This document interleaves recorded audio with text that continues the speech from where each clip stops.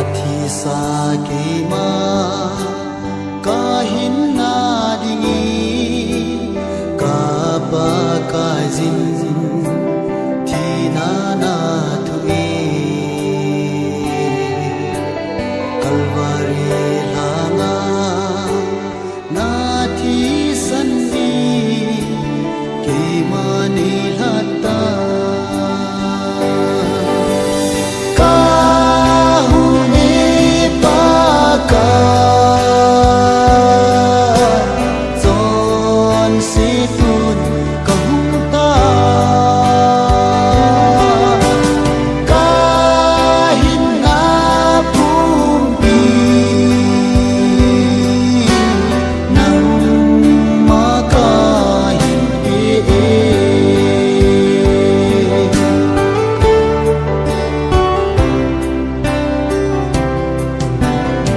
san thi san lu ki ma dia hin na thi mo chang sa thim dei chan sa tai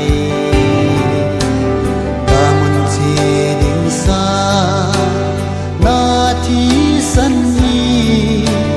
bi na hu hing tai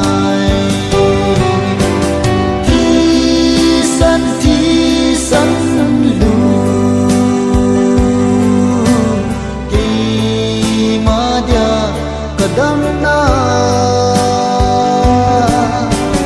thi san lu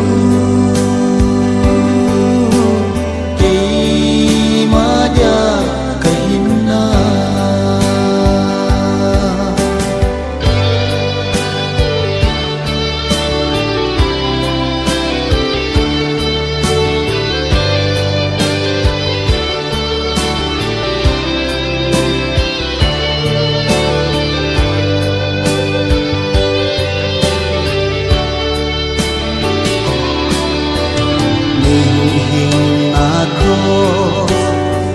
ana helobi